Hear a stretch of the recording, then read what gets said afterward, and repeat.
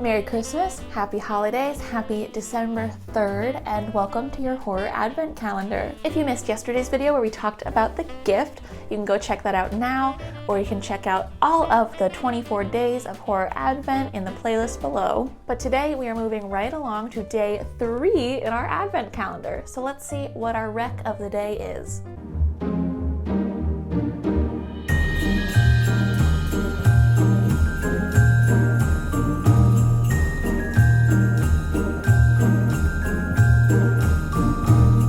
Okay, so our day 3 holiday recommendation is Await Further Instructions. This came out in 2018 and it was directed by Kevorkian, who actually just passed away last month, which is very sad, and gave a lot of people an unfortunate reason to revisit this movie. But let's go ahead and read the summary on Letterboxd. Okay. Contain, corrupt, control. A dysfunctional family awake on Christmas morning to discover they're sealed inside their house by a mysterious black substance. On the television, a single line of text reads, "Stay indoors and await further instructions." So I love the concept of this. It's very creepy. It's more about the family dysfunction. They definitely lean really heavy into that at the beginning of the movie. So basically, we see the movie through the lens of the son of this family, and he is bringing his girlfriend home for Christmas. His girlfriend is not white, and this angers his older relatives. There's a lot of kind of on the nose, sort of, I guess, political commentary. A lot of political commentary, a lot of just basic human rights commentary. So definitely a timely one. As for the reviews on Letterboxd, they're not so great. It has an average 2.3 star out of 5-star review. I myself gave it a 2-star review. It looks like not a lot of my friends on Letterboxd have seen it, but again, sort of around the 1, 2, 2.5 star range, it seems. But I always say a movie does not have to be good to be entertaining. So let's talk about this one. The first time I actually watched it was my senior year of college, and I think it had just dropped on Netflix or something because they were advertising it really heavily, and I just watched it on a whim.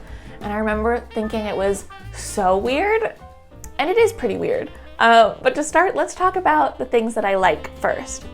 So one of the things I really like is the character of the sister played by Holly Weston. I think she's really funny. She's intentionally way too much and over the top. She comes like running into dinner, taking selfies of herself. She's like, I think she's supposed to be some kind of an influencer, which I think is funny. She also has a great line where she says something insulting to her brother's girlfriend, and then she's like, "Oh, but I don't want you to think I'm a racist," immediately after saying something racist, which I think is very true to life. Also, her boyfriend or husband, I think husband, played by Chris Sadler. He's also of the same vein, and I think he's very funny as well.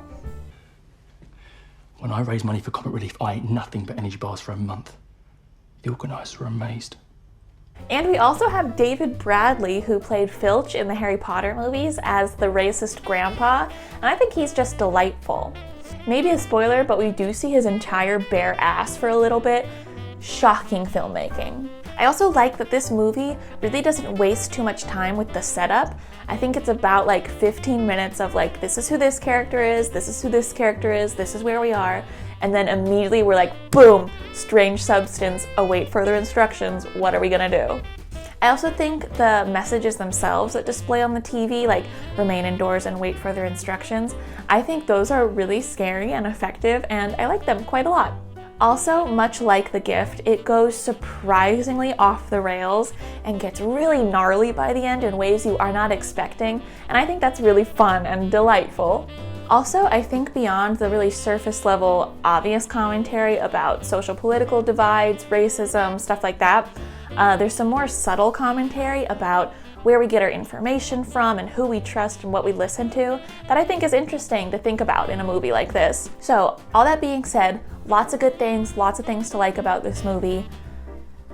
The writing is not great.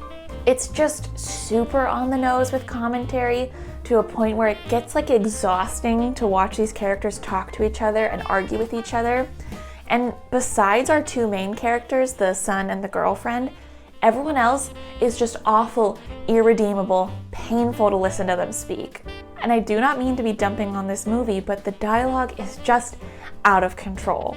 Like, of course, I get that these characters are bad people and they want to show that they are bad people, but they are just so awful to each other that it's unenjoyable to watch. I'll put in some examples here so you can see what I mean. This country used to be great till all them Johnny Ahmeds and Bobby Bongo started coming in. If we don't uphold our values and have a proper British Christmas, the terrorists have already won.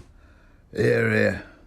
Don't trust her. When I was stationed in the Middle East, they had tricks to fool you. Now maybe this is nitpicky of me, but it has always bothered me that the notice comes through the TV. It's like this movie came out in 2018. I feel like a lot of people don't have cable anymore, and maybe it's different in the UK, so please correct me if I'm wrong. But it seems like a much more efficient way to get an emergency notice like this out would be to send it through people's phones. Like, we just got a COVID alert the other day from our phones. Like, I know if some kind of emergency notice were to come through cable TV, I would miss it. I wouldn't know it was happening. I would not know to await further instructions. And then a less nitpicky issue that I have with this movie is the ending is not good. Let me back up a little bit because there are some things that I like about the ending. Like I said, it takes a totally unexpected turn, just goes bonkers, which is something I appreciate. But I feel like when you do that, the ending also has to be good as well as shocking. And I'm sure there are people who disagree with me. I'm gonna try to remain spoiler-free, but I just don't appreciate the way that this movie ends, is what I will say.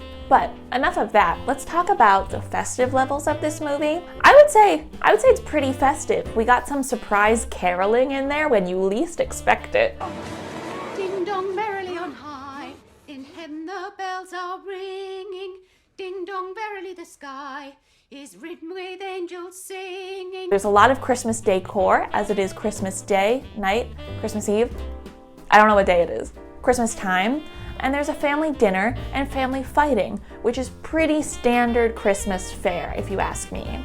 So, day 3, await further instructions, perhaps a little lesser known, I'm not sure, but let me know if you do check it out. If you appreciate the writing more than myself, I hope you do. And I hope this just gets you in the festive spirit.